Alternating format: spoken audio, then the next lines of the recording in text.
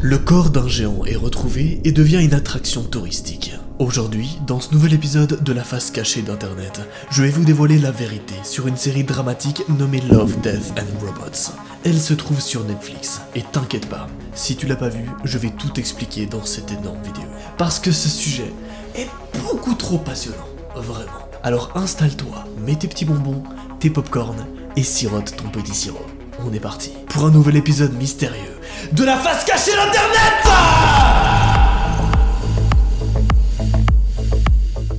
L'épisode en question dont nous allons parler s'appelle Le Géant Noyé. Et vous allez savoir toute la vérité derrière cette affaire étrange. Au début de l'épisode, 3 scientifiques conduisent sur une plage. L'un d'entre eux s'appelle Steven, le narrateur. Il parle alors du corps d'un géant retrouvé sur la plage. La veille, une énorme tempête a frappé la mer. Un pêcheur local a contacté les autorités qui ne voulaient pas croire à cette affreuse nouvelle. Mais les gens ont alors commencé à visiter cette fameuse plage et revenaient avec des histoires folles. Les scientifiques ont décidé d'aller voir d'eux-mêmes. Qu'est-ce que c'est que ce bordel ? C'est quoi cette mascarade ? Du coup, Steven, qui n'y croit pas du tout, et ses collègues, qui pensent que tout le monde bluffait à propos du géant mort, se retrouvent à côté de lui. Une foule entoure le corps, et a peur de le toucher, avant d'être sûr qu'il n'y ait pas de danger. Les collègues de Steven ont deviné que le corps devait peser environ 80 tonnes. Ces larges proportions faisaient que c'était difficile pour eux de deviner son âge. Mais en regardant son nez et sa bouche, ils ont pensé que c'était un jeune homme. Notez d'ailleurs que le personnage principal... C'est quoi ce bordel ? Les refs, ce matin j'ai reçu un colis et là il commence à faire du bruit. Genre, c'est quoi ce bordel ? Est-ce que vous voulez qu'on aille voir qu'est-ce qu'il y a à l'intérieur ? Je propose qu'on aille voir ça, attendez.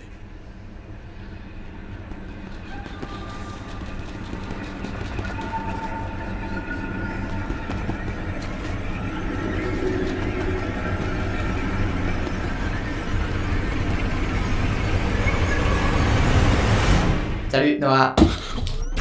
Noah, n'aie pas peur, je viens t'annoncer une bonne nouvelle. Une grosse réduction se prépare autour d'un téléphone innovant, le Vivo V21, un condensé de technologie. Une caméra selfie 44 mégapixels avec stabilisation optique, un double flash selfie, une charge rapide, capte la 5G. C'est pas le meilleur téléphone pour les selfies là ? Oui, c'est d'ailleurs l'un des seuls téléphones au monde possédant un double flash pour les selfies. Lourd, mais je connais ce téléphone. D'ailleurs, en ce moment, les refs, il y a une réduction de fou malade pour le Black Friday. Tu peux économiser jusqu'à 120€ dans l'achat d'un Vivo V21. Ça veut dire que de base, le téléphone coûte 419€ et là, tu peux l'avoir pour seulement 299€. C'est une dinguerie. C'est une affaire à ne surtout pas manquer. Moi, je retourne me cacher dans la zone 51. Ciao, ciao. Et évidemment, toutes les informations sont en description. Alors clique sur le premier lien et fais-toi plaisir, j'attends. Je suis toujours en train d'attendre. Là, c'est quand tu... C'est bon ? C'est fait ? Merci. Alors reprenons avec l'affaire. Les 3 scientifiques sont allés inspecter le corps. C'est là que Steven voit alors une petite piscine faite dans la main du géant. À l'intérieur, de la végétation et des poissons qui nagent. Ça paraît si réel, comme si c'était vraiment le cas. Steven dit qu'au-delà de la taille du géant, c'est surtout son existence qui le surprend le plus. Il compare l'existence du géant à la foule sur la plage et conclut qu'ils sont juste imparfaits et une pâle copie de lui. Alors qu'il regarde la créature envoûtante, un homme grimpe sur le torse du corps et regarde la foule en leur montrant que tout va bien. Tout est en sécurité. Le géant ne va rien faire, il a l'air comme... mort. Les gens ont commencé à s'approcher, en riant et à monter sur le corps. Certains disent même que le corps est caoutchouteux et rebondissant. Les enfants commençaient à jouer sur son torse, l'habillement avec leurs chaussures. Steven, lui, ne touche pas et ne monte pas dessus. Lui et ses collègues regardent le géant de loin, en prenant des notes. C'est là qu'alors le temps va gentiment s'écouler. Les gens en ont eu marre de jouer avec le corps du géant et ils sont retournés chez eux. Après 3 jours, Steven retourne à la plage. À cause de son intérêt grandissant pour le géant, il s'est donné comme rôle de toujours garder un œil sur cette immense chose. Dites-moi dans les commentaires à ce moment-là, qu'est-ce que vous en pensez ? C'est quoi toute cette affaire, hein ? Steven affirme que ce n'est pas morbide de garder un œil sur une personne morte, parce que pour lui, le géant était plus vivant que les autres autour de lui. Il regarde les enfants jouer, à glisser sur le corps, et quelques travailleurs planifiaient la découpe du fémur du géant. Le corps est devenu un bien public. Le lendemain, Steven a reporté sa visite au géant en fin d'après-midi. Il n'y avait personne. Le corps était en mauvaise forme et commençait à pourrir. Une adolescente était là, assise dans l'oreille, comme si c'était une chaise. Steven remarque que le visage avait l'air moins jeune qu'avant. Il pense que c'est à cause de la trop longue immersion dans l'eau de mer qui a engorgé la peau. Alors qu'un crabe passe sur la bouche du géant, les scientifiques réalisent que le temps ne sera pas long avant que le corps pourrisse complètement. Steven a enfin le courage de poser le pied sur le corps. Arrivé sur le torse, il voit un château de sable que quelqu'un a fait. Quand il voit l'autre bras, il réalise que le corps est déjà en train de pourrir, sévèrement, et qu'une partie avait été emmenée par des gens. Les yeux du géant étaient devenus brumés, ce qui donne à ses yeux des allures de tourbillon. Steven les regarde en se disant que la souffrance du géant est moins importante que la solitude à laquelle il fait face. La prochaine fois qu'il va visiter le géant, il remarque que les 2 bras et une de ses jambes ont été détériorés et ont été coupés. Steven fait alors le tour du corps qui a été vandalisé par des jeunes avec des tags. Il était le témoin réticent de la fin du corps de cette magnifique créature. Mais les insultes, comme le vandalisme, faisaient que pour lui la créature était plus humaine. Parce que le géant paraissait beaucoup plus vulnérable qu'avant. Les jours suivants, quand il est revenu à la plage, il n'a pu que constater que la tête avait été enlevée. Bordel, les oiseaux mangeaient sa chair, et Steven regardait ça de loin. Sans la tête, le corps paraissait moins humain, ce qui a réduit le lien que Steven avait avec le géant. Après ça, il n'est pas allé sur la plage pendant quelques semaines. Lors de sa prochaine visite, il ne pouvait plus que témoigner que le corps avait un jour appartenu à un humain. Sur ce corps, il n'y avait plus rien d'humain. La seule chose qui pouvait en témoigner était l'intestin pourrissant de la magnifique créature. L'intérêt de la foule pour le géant avait à présent totalement disparu. Quelques mois plus tard, après l'arrivée du géant, son corps avait disparu de la plage. Mais on pouvait voir les parties de lui en ville, en particulier ses os, que les gens utilisaient comme décoration. Mais l'affaire ne s'arrête pas là. Un jour, qu'il faisait du vélo, Steven a vu le crâne du géant abandonné. Il croit que s'il fait le tour du coin, il trouvera le nez et les oreilles momifiées. Selon lui, ces décorations transmettaient la grandeur et la magnificence du géant, bien mieux que ses membres gonflés et pourrissants. Les parties génitales du géant avaient été coupées et placées dans un musée des horreurs, dans un cirque de la ville. Steven explique que l'appareil occupait toute une tente, mais malheureusement, il avait été très mal étiqueté. Dessus, c'est écrit qu'elles appartenaient à une baleine. Mais où est-ce qu'on veut en venir, bordel? Au final, le scientifique explique que les gens qui ont vu le géant l'ont assimilé à un monstre marin. Mais pour lui, le géant est toujours en vie. Dans ses rêves, le géant revient en force en ville pour reprendre tous ses morceaux et repartir en voyage en mer. L'épisode est assez court, mais derrière on y retrouve un truc de malade. Vraiment. Beaucoup de fans ont interprété cet épisode à leur façon. Mais beaucoup pensent que le narrateur, Steven, est le géant. Là, je sais, tu vas me dire, what the fuck.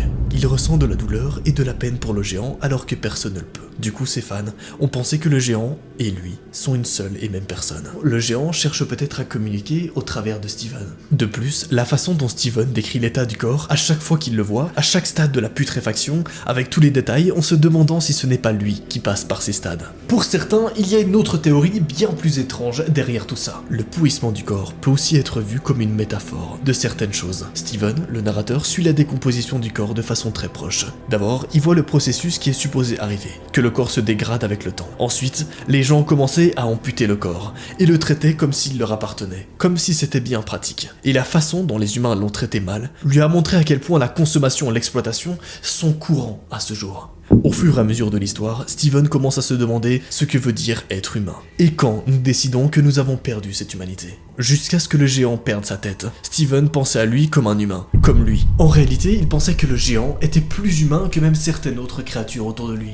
Mais plus tard, la sympathie que Steven avait pour cette créature s'est envolée, quand il s'est aperçu qu'en fait c'était ni plus ni moins qu'un gros tas de chair. Tout au long de l'épisode, on ne sait pas où le géant est, ni d'où il vient, et ça appuie le contraste entre ce que ressent Steven et les autres personnes vis-à-vis du géant. Lorsqu'on apprend qu'une partie du géant a été carrément placée dans un cirque, on comprend à quel point le bail a été complètement humilié. Cela dénote aussi la nature superficielle et exploitante de l'humain. Ses parties génitales ont été notées comme étant celles d'une baleine, et ses os servaient de simple décoration. Il est clair que le géant a été dépouillé de son humanité, mais Steven les décrit comme étant les seules choses qui transmettent à quel point le géant était magnifique. Même si il aime et se souvient de la créature plus que n'importe quelle autre personne, il pense que les souvenirs de ce corps en décomposition ne transmettent pas cette grandeur, comme le font les parties conservées. Le géant n'était qu'un mythe avant d'être transporté sur la rive. Les gens ont expérimenté son arrivée, puis c'est vite redevenu un mythe, une légende.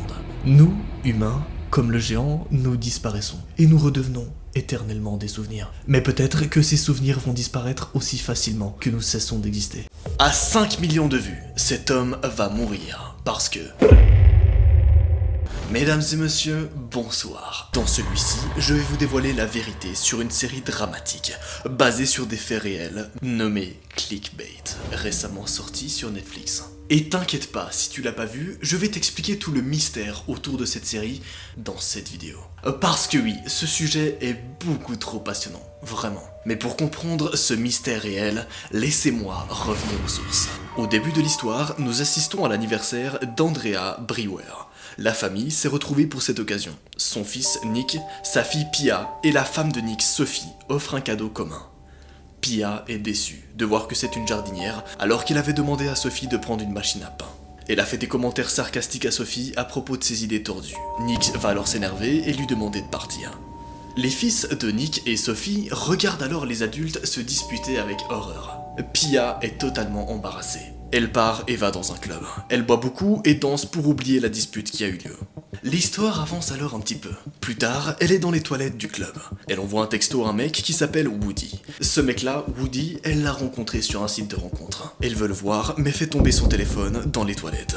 Elle rentre alors rapidement chez elle et met son téléphone dans le riz. Le lendemain, elle va à l'hôpital où elle travaille en tant qu'infirmière. Elle aide un patient qui s'appelle Vince. C'est un peu un génie en informatique. Il lui montre des vidéos sur internet qu'il a adorées et ça la fait un peu rire. Sauf que sur une des vidéos, elle voit quelque chose de vraiment choquant. En effet, sur une des vidéos, la jeune fille voit son propre frère, Nick, avec une pancarte sur laquelle il y a écrit d'abord « J'ai violé des femmes ». Il y a ensuite une deuxième pancarte sur laquelle il y a écrit « À 5 millions de vues, je meurs ». Il a l'air d'avoir été battu et il est effrayé. Pia est choquée et ne sait pas qu'est-ce qui se passe. Pourquoi son propre frère est dans une vidéo dans laquelle il montre une pancarte où c'est écrit « À 5 millions de vues, il meurt ». C'est quoi ce bordel? Est-ce que c'est une blague? Est-ce que c'est réel? Qu'est-ce qui se passe? Elle court alors appeler son frère avec le téléphone de l'hôpital, mais elle tombe directement sur son répondeur. Elle appelle aussi Sophie, mais elle ne répond pas. Pia panique et court au travail de son frère. Elle demande à son collègue Matt s'il a vu son frère, mais il ne l'a pas vu. Elle lui montre alors la vidéo qui inquiète son collègue Matt. Il demande à sa collègue Dawn si elle l'a vu. C'est là qu'il découvre alors que son petit frère, celui qui tient les pancartes, Nick, a déjà loupé un rendez-vous ce matin et qu'il n'est pas venu au travail. Il est donc porté disparu à ce moment-là. Où est-ce qu'il a tourné cette vidéo? Pourquoi est-ce qu'il tient une pancarte comme ça? D'où est-ce que ça vient? Qu'est-ce que c'est que ce bordel? Est-ce qu'il va réellement mourir lorsque la vidéo atteindra 5 millions de vues? Tout le monde se pose la question. Mais en même temps, ce qui est très intéressant dans cette affaire, c'est qu'il y a énormément de gens qui vont cliquer sur la vidéo pour la voir, car ils sont intrigués de savoir qu'est-ce qui se passe. Sauf que tout le monde se demande aussi qu'est-ce qui va se passer lorsque 5 millions de personnes auront vu la vidéo. Est-ce qu'il va réellement mourir? Est-ce que ces 5 millions de personnes-là seront donc coupables d'un meurtre? Pia est de plus en plus inquiète. Elle va au lycée où travaille Sophie. Elle fonce alors que les gardiennes lui disent de ne pas entrer. Sophie renvoie la gardienne et regarde la vidéo où il y a le petit frère. Elle est aussi choquée que Pia quand elle l'a vu. Elle assure que Nick est parti travailler comme d'habitude ce matin-là, donc la vidéo n'a aucun sens. Tout de suite, les deux femmes vont faire un truc très intelligent. Elles vont directement aller voir la police et signaler la disparition de Nick. Mais la vidéo, à ce moment-là, atteint les 9000 vues. Pas d'inquiétude, elle a encore à très peu de vues. Elle n'est pas encore en train d'exploser. Non, pas encore. Le dossier est alors tout de suite pris en charge par la police. L'inspecteur, Rosanne Armiri, voit tout ça. Il leur pose des questions sur Nick en se concentrant sur les accusations de viol. Sophie lui répond calmement, mais Pia est énervée. Elle et Roshan, l'inspecteur, semblent se connaître, mais ils font style que non. Sophie a un appel de son fils aîné, Ethan, et elle doit rentrer chez elle. Les deux garçons sont stressés par la vidéo qui tourne sur internet de leur père. Ethan essaie d'accéder à une application qui s'appelle Trouver ma famille, qui pourrait trouver où est Nick. Mais l'application ne montre pas sa localisation parce que son téléphone est éteint. À ce moment-là, la vidéo atteint les 300 000 vues. Sophie demande à ses enfants de ne plus regarder la vidéo et de ne plus aller à l'école le temps de cette histoire. Pia retourne à son appartement et voit que son téléphone refonctionne. C'est là qu'elle fait alors une découverte vraiment surprenante. Elle découvre un message de Nick. Dans ce message, il s'excuse de leur dispute et lui dit qu'il aimerait lui parler d'une chose qui le tracasse. Pia écoute le message en boucle alors qu'elle va chez sa mère. Elle demande à sa mère si elle a parlé de Nick depuis la fête, mais ce n'est pas le cas. Pia décide alors de ne pas lui parler de la situation pour ne pas l'inquiéter. C'est là qu'elle reçoit un message de Sophie qui lui demande de venir immédiatement au commissariat. En effet, la police a fait une autre découverte. Elle est incroyable, hein. Cette vidéo est incroyable. Je sais que cette vidéo est insane. Tu passes un bon moment, t'as envie de savoir comment ça se termine, très bien. Lâche un like, abonne-toi, oublie pas. On reprend. Au commissariat, les deux femmes découvrent qu'une autre vidéo sur Nick a été ajoutée. Dans celle-là, il y a une pancarte qui dit « J'ai tué une femme ». Le dossier devient donc celui d'un meurtre. L'inspecteur Roshan travaille avec un autre inspecteur, l'inspecteur Jack de Lucas. Après avoir regardé la vidéo, Pia reconnaît l'écriture de Nick sur les pancartes de la première vidéo. Mais il dit que ce n'est pas l'écriture de son frère sur la dernière. Lucas pense que ça peut être des aveux et demande si Nick est connu pour être violent. Sophie lui répond calmement que Nick ne pourrait jamais faire volontairement du mal à quelqu'un. C'est étrange, Nick n'a pas du tout le profil d'un meurtrier ou de quelqu'un qui aurait violé des femmes. Pourquoi est-ce qu'il porte des pancartes avec ces infos? Pia répond sèchement que Nick est la victime dans cette affaire et que les inspecteurs devraient faire quelque chose avant que la vidéo atteigne les 5 millions de vues. Quand elle quitte le commissariat, Pia montre à Sophie le message que Nick lui a envoyé et demande si elle devait le dire à la police. Sophie refuse. Nick a déjà l'air suspect, elle ne veut pas en rajouter une couche. Pia décide alors de ne pas montrer à la police le petit audio qu'elle avait reçu le matin. Tu te rappelles? L'audio où Nick disait qu'il devait parler de quelque chose un peu étrange à Pia, avant qu'il parte au travail. Mais comme la police a déjà des soupçons sur Nick, ils se disent peut-être que c'est un meurtrier, peut-être qu'il a vraiment violé une femme, alors la meuf veut pas montrer cet audio-là aux flics. Pendant qu'elle se parle, Sophie reçoit l'appel d'un journaliste qui veut l'interroger. L'appel les rend nerveuses. La vidéo a maintenant 1,5 million de vues. Bordel, ça va tellement vite. Comment ça va se terminer? Pia va alors voir son patient génie en informatique et lui demande de trouver son frère. Tu te rappelles, le pote qui lui avait montré cette même vidéo, le pote qui apparemment s'y connaît bien en informatique. Vince, le génie en informatique, lui répond que le retrouver est bien au-dessus de ses moyens, mais il a créé un support où tous les gens sur la planète peuvent participer à l'enquête et essayer de trouver Nick. Pia n'y croit pas vraiment, mais apprécie l'aide. Elle retourne alors chez Nick, à sa maison, pour voir si peut-être il est arrivé. C'est là qu'elle se fait approcher par une journaliste. D'ailleurs, elle l'envoie chier, cette journaliste. Andrea, leur mère, les confronte. Déçue que Pia ne lui ait pas dit la vérité. Pia s'excuse et va voir Ethan, qui a l'air calme et joue à un jeu vidéo. Lorsque Pia rentre chez elle, elle découvre que la vidéo fait la une des journaux, à cause de sa popularité. Soudain, Vince arrive avec une information importante. Les gens, qui enquêtent, ont trouvé que la vidéo a été faite dans un camion de livraison bien spécifique, en analysant un symbole qui est derrière la vidéo. Cette enquête va peut-être finir par porter ses fruits. Va-t-on enfin retrouver ce mec? Pia remercie Vince et emmène les preuves à la police. Il commence à chercher le camion sur les vidéos de surveillance pendant que Pia attend dehors avec Matt, le collègue de Nick. Après un moment, elle va rafraîchir le site et se rendre compte que la vidéo a atteint les 5 millions de vues.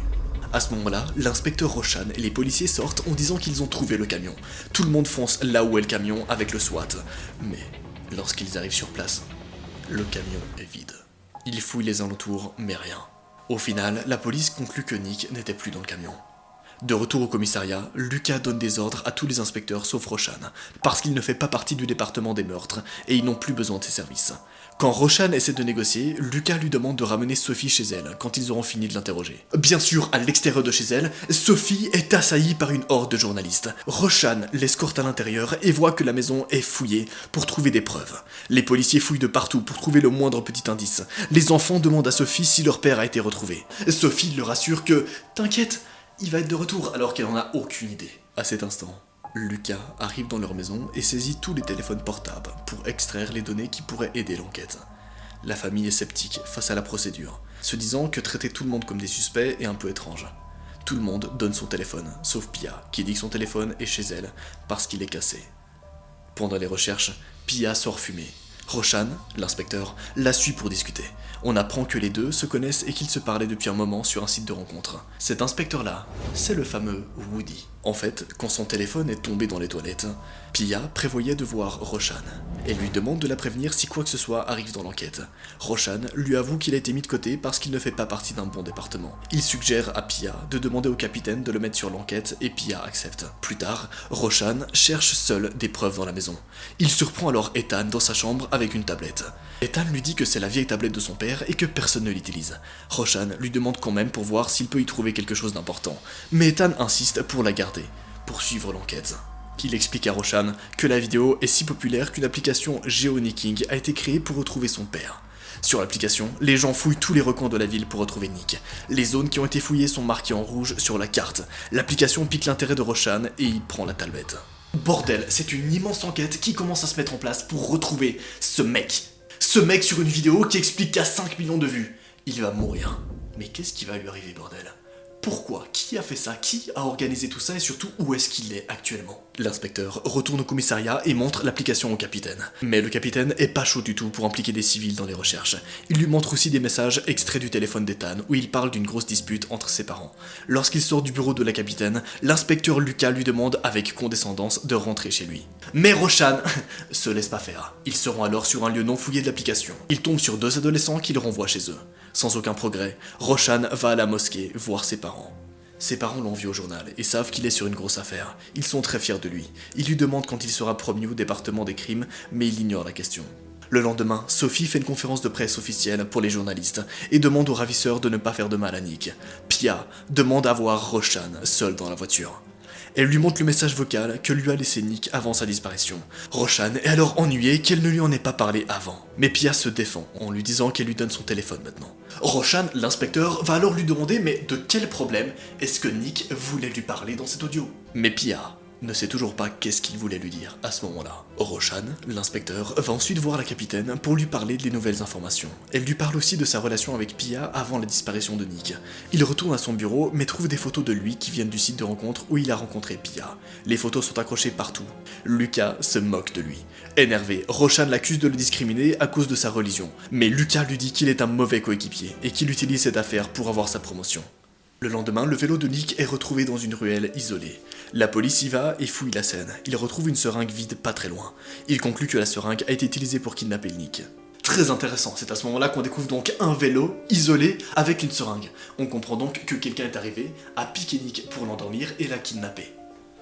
Qu'est-ce que c'est que ce bordel? Après ça, Roshan va chez Sophie et est accueilli par la mère de la jeune femme, Ruby. Il informe la famille que le vélo de Nick a été retrouvé et demande à parler à Sophie en privé. Il lui demande de quoi Nick voulait lui parler dans le message vocal laissé à Pia.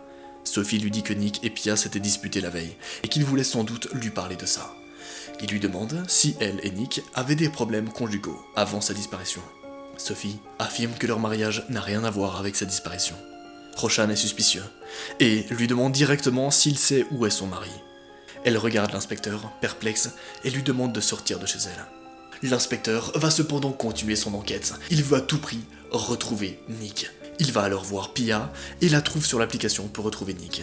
Il lui demande des détails sur la dispute avec Nick. Elle lui dit alors qu'elle et Nick étaient plus proches que la plupart des frères et sœurs. Mais depuis plusieurs mois, il était différent et bizarre avec elle. Ils se sont disputés parce qu'elle l'a provoqué intentionnellement. Elle lui révèle alors que le 16 mars, il est venu la voir avec des bleus et lui a demandé de ne rien dire à Sophie. Pendant qu'il parle, l'application GeoNicking les prévient que le corps de Nick a été retrouvé. Bordel, le corps de Nick a été retrouvé. Où? Quoi? Comment? Qu'est-ce qui s'est passé? Roshan et Pia se précipitent sur les lieux où se trouve toute une foule de personnes qui entourent le corps. Mais le corps est juste un mannequin, avec une photo de Nick comme visage. C'est une mauvaise blague. Après l'incident, Roshan dépose Pia à son appartement où Matt l'attend à l'extérieur. Elle et Matt rentrent et Roshan s'en va. À ce stade-là, on sait toujours pas où est Nick. Est-ce qu'il est en vie? Qu'est-ce qui lui est arrivé? Et qu'est-ce qui se passe? Pendant la nuit, Roshan cherche avec l'application Trouver ma famille où était Nick le 16 mars. Apparemment, il était dans un bar et il va voir le propriétaire le lendemain. En regardant les caméras de surveillance, il voit que Nick s'est disputé avec un homme inconnu ce jour-là dans le bar. Plus tard, il demande à Pia de venir au commissariat et lui montre les images de la vidéo de surveillance. Pia soupire de soulagement. Ils ont enfin une piste. Elle remercie Roshan de travailler aussi dur sur ce dossier. Après le départ de Pia, Roshan présente ses idées sur l'application GeoNicking au lieutenant Lucas. Lucas rejette d'abord ses idées avant de les approuver et de lancer des recherches. Ils atteignent les bois par une petite route où Roshan trouve enfin le corps de Nick, près d'une rivière, mort. Dans les scènes suivantes, Roshan monte voir Pia dans son appartement et l'informe de la découverte du corps de son frère. Même si Pia s'en doutait, elle s'écroule sur le sol, en larmes et pleure de la mort de son frère. Le lendemain, l'inspecteur Roshan est accueilli au commissariat avec les applaudissements. Le capitaine l'a promu au département criminel et même Lucas le félicite pour son excellent travail. Il aide ensuite sa collègue à fouiller sur les réseaux sociaux de Sophie et il tombe sur une photo de Sophie avec un homme de dos. Il ressemble à l'homme avec qui se battait Nick au bar. Il regarde de nouveau la caméra de surveillance et il confirme que c'est bien le même homme. Dans les scènes suivantes, on voit Sophie au commissariat. Roshan et Lucas l'informent du décès de son mari. Elle se sent mal en apprenant la nouvelle et demande aux inspecteurs comment il en est mort. Ils lui répondent alors qu'il a eu un trauma crânien, mais la cause de sa mort n'est pas encore établie. À ce moment-là, on ne sait toujours pas pourquoi est-ce qu'il est mort, ni qui a fait ça. c'est quoi le bordel? Elle pleure et se demande qui est le responsable de la mort de son mari. Il lui montre alors la vidéo de Nick qui se dispute avec un homme dans un bar, et lui demande si elle connaît cet homme. Elle lui dit que non, mais ils savent qu'elle ment. Il lui montre une photo où elle est avec cet homme. Elle finit par admettre que cet homme est un ancien collègue et ami, qu'il s'appelle Curtis Hamilton. Elle affirme qu'ils sont juste amis. Mais après son premier mensonge, les inspecteurs trouvent que c'est dur à croire. Le temps à nouveau va s'écouler. Plus tard, elle retourne chez elle et rejoint sa famille. Elle révèle aux enfants que leur père ne reviendra jamais à la maison. Ils fondent tous en larmes, attristés par la mort de Nick. Pia va au commissariat et demande à Roshan de voir le corps de son frère, mais elle n'est pas autorisée à le voir. De retour chez elle, Sophie raconte à sa mère qu'elle a été interrogée à propos de Curtis. Quand elle révèle qu'elle a dit qu'il était juste un ami, sa mère la regarde, incrédule. C'est évident qu'il s'est passé quelque chose entre Sophie et Curtis. Sophie fond en larmes en disant que Curtis a peut-être tué Nick, et que c'est de sa faute. Pendant qu'elle se parle, Pia arrive et demande à dormir chez Sophie pour la nuit. Sophie l'invite mais ne lui dit rien à propos de Curtis. Qu'est-ce que vous en pensez dans les commentaires, hein, à ce moment-là? Est-ce que vous pensez que Curtis a tué Nick? Dans un flashback, on voit le dernier anniversaire de mariage de Nick et Sophie. Ils ont fait une grande fête. Mais pendant la fête, Sophie reçoit un message de Curtis qui lui dit qu'il ne peut pas arrêter de penser à elle. Qu'il n'arrête pas de penser à elle. Le comportement de Sophie change après qu'elle ait vu le texto. Le soir même, elle avoue ses 3 mois avec Curtis à Nick. Et Nick est furieux auprès d'elle. De retour dans le présent, Sophie part en secret de sa maison et va voir Curtis. Il est choqué de la voir, mais l'invite quand même à rentrer. Il est évidemment au courant de ce qui est arrivé à Nick, l'amant de Sophie, et lui demande si elle va bien. Elle lui demande pourquoi il a rencontré Nick sans rien lui dire. Curtis lui dit qu'il a reçu un message de Nick lui demandant de le rejoindre au bar. Il voulait que Curtis lui dise tous les détails de la relation qu'il avait avec Sophie. Qui a été intéressé en premier? Qui a organisé la première rencontre? Quand ils se sont rencontrés? Combien de fois ils ont fait l'amour? Etc. Il affirme qu'à la fin de la conversation, Nick l'a attaqué. Mais Sophie est suspicieuse. Pendant qu'ils parlent, la police arrive et arrête Curtis. Ils ont suivi Sophie après son mensonge plus tôt dans la journée. Curtis et Sophie sont tous les deux arrêtés comme suspects du meurtre de Nick. Alors dites-moi dans les commentaires qu'est-ce que vous en pensez. Est-ce que d'après vous Curtis était bel et bien le meurtrier? Ou est-ce qu'il s'agissait d'une toute autre réponse? Un homme piégé avec un crocodile dans une piscine de 6 mètres de profondeur pendant 7 jours. Je vais vous parler d'un thriller thaïlandais appelé The Pool, ce qui signifie la piscine en français. Spoil, vous êtes absolument pas prêts pour ce qui s'est passé. Au début de l'affaire, un homme, appelé Day, se réveille allongé au fond d'une piscine vide. Il a beaucoup de blessures sur le corps. Il regarde sa paume et se rend compte qu'il est sévèrement blessé. Et lorsqu'il regarde plus bas, il voit un crocodile lui mordre sa jambe. Il hurle de peur quand l'animal le fait glisser vers lui. Les deux luttent et Day arrive à décrocher l'animal de sa jambe. Il s'éloigne du crocodile comme il peut et le frappe à la tête plusieurs fois avec un seau. C'est là qu'alors un chien, enchaîné à l'extérieur de la piscine, aboie, tout en voyant l'agitation. Le crocodile fait demi-tour et laisse Day seul. La caméra zoome en arrière et on y voit Day coincé dans une piscine sans absolument rien pour sortir, plongé à 6 mètres de profondeur. Comment il va s'en sortir? Qu'est-ce qui va se passer? Et surtout comment cette affaire va se terminer? J'adore cette série, c'est bon? C'est là que dans l'histoire, on a alors un flashback. 6 jours plus tôt, on voit que la piscine est complètement remplie d'eau. Day est à une séance photo qui a lieu dans la piscine. Un canapé est mis dans l'eau où la bonnelle maquillée en Joker pose. La copine de Day, Koi, arrive avec leur chien, Lucky. Day lui avait demandé de prendre Lucky pour la séance photo. Day, à ce moment-là, est diabétique. Il doit s'éloigner pour prendre son insuline, ses médicaments en gros. Koi, sa petite amie, le suit et fait une blague un petit peu bizarre sur le fait qu'elle a peut-être une grossesse. Mais il faut savoir que ça stresse un peu Day. Ils prennent le chien en photo et tout se passe bien. Le groupe prend une photo tous ensemble avant de partir. Le lendemain, on y voit Day à la piscine avec son chien. Il est revenu pour nettoyer la piscine et tout ranger, puisqu'il n'y aura personne pendant un long moment. Mais, avant d'avoir nettoyé, il se repose sur un matelas gonflable dans la piscine. À ce moment-là, l'ami de Day, le surveillant de la piscine, Mayom, est aussi là, et ses bagages sont faits. Il explique à Day qu'il va partir de la ville pendant les 3 prochains mois, et il est donc ici pour lui dire au revoir. Notez donc cette petite information qui sera peut-être utile pour la suite. Il tire alors un levier pour vider la piscine et attache Lucky pas très loin. Avant qu'il parte, Day lui demande de lui commander une pizza. Mayom, son pote, accepte et part en disant à Day de vite sortir de l'eau parce que la piscine se vide. Malheureusement, Day s'endort sur le matelas gonflable. Il ne voit pas que l'eau de la piscine baisse. Un peu plus tard, il est réveillé par Lucky, son chien, qui aboie. Il capte que l'eau descend et nage vers le bord pour sortir, mais il réalise que c'est déjà trop profond pour qu'il puisse sortir de la piscine. Day essaye d'escalader la piscine, mais il n'y arrive pas. Il se casse même un ongle en essayant. Il prend le matelas gonflable pour l'aider, mais il n'y arrive toujours pas. Il appelle donc très fort à l'aide, mais avec un dézoom, on comprend qu'il n'y a absolument personne pour l'aider. Il est bloqué dans une piscine, à 6 mètres de profondeur. C'est quoi ce bordel? Son téléphone est vraiment au bord de la piscine. Soudain, il se met à vibrer et à se rapprocher du bord. Day attend qu'il tombe, prêt à le rattraper, mais Lucky tombe dans la piscine, suspendu au bord et retenu par sa laisse. Day nage donc de l'autre côté et aide Lucky à remonter à l'aide du matelas gonflable. Le téléphone tombe, mais est retenu par le chargeur. Day se précipite pour l'attraper, mais l'eau descend. Alors qu'il essaye d'atteindre son téléphone, le téléphone tombe dans l'eau et arrête de fonctionner. Day essaye donc d'arrêter le drainage de l'eau, tu comprends? Pour que l'eau arrête de partir. Il va essayer de couvrir le trou avec sa robe de bain. Quand il va sous l'eau pour faire ça, un livreur vient lui livrer sa pizza. Il regarde autour et ne voit personne. Le livreur appelle Mayom pour savoir ce qu'il doit faire. Mayom lui conseille de laisser la pizza quelque part et de partir. Pendant ce temps, dans l'eau, la ceinture de Day s'accroche à la ventilation. Le livreur part avant qu'il puisse sortir de l'eau. Day croit encore que quelqu'un viendra bientôt le chercher. Sans vraiment y penser plus que ça, il se rendort sur son matelas. Un peu plus tard, Koi arrive à la piscine et ne regarde pas le niveau de l'eau.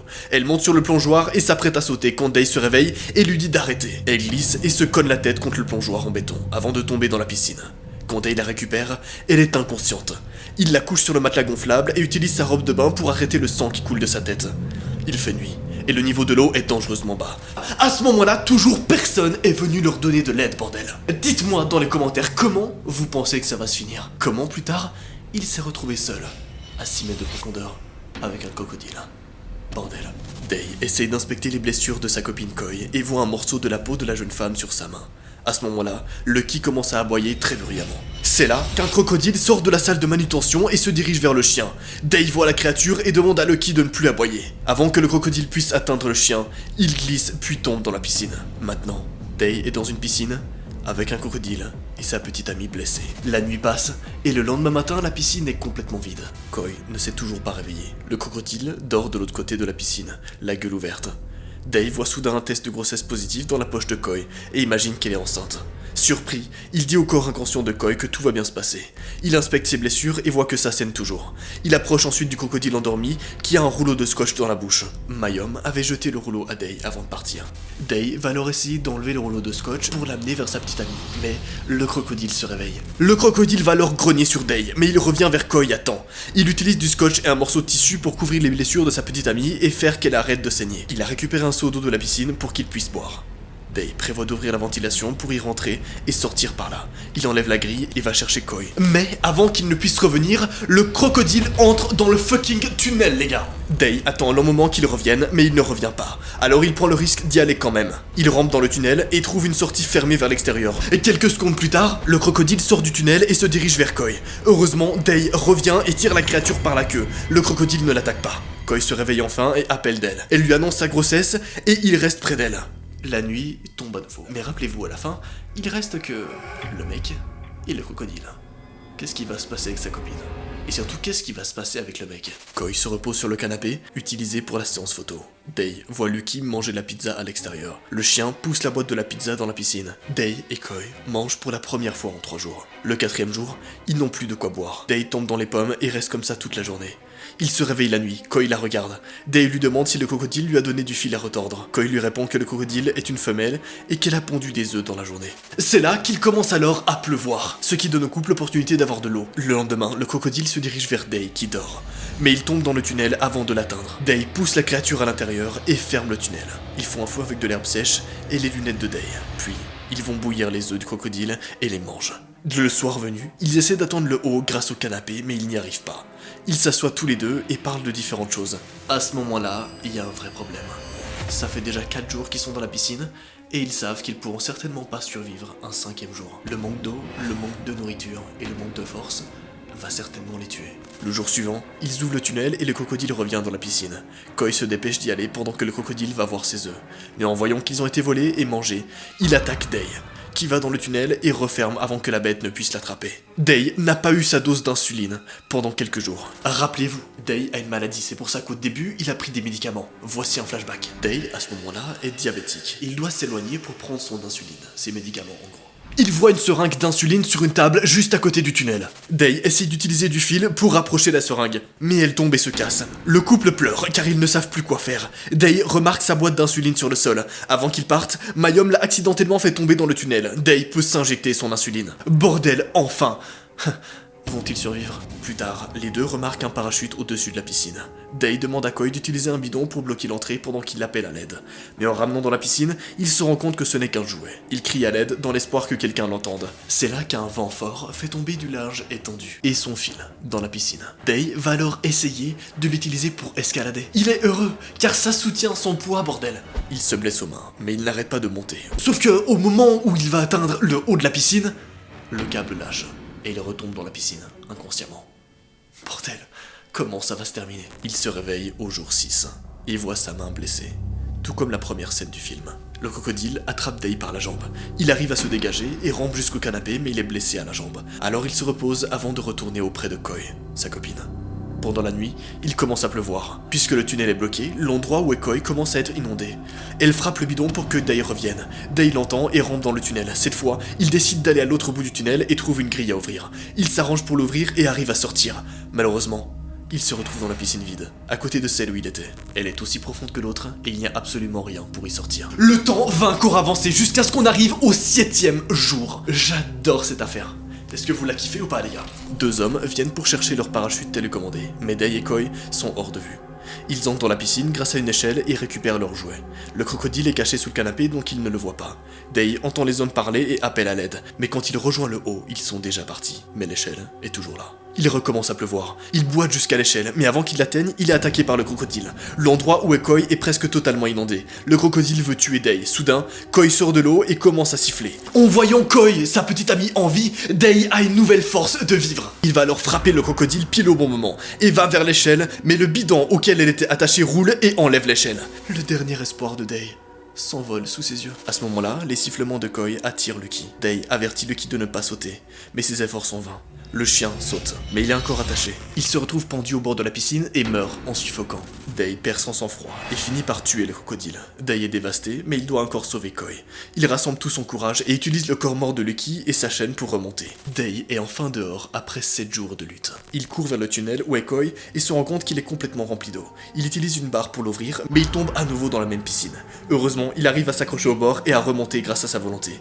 Il plonge dans le tunnel et sort Koi, qui est inconsciente. Elle semble morte. Alors, il va lui faire un massage cardiaque durant des secondes. Encore et encore. C'est là qu'elle va se réveiller.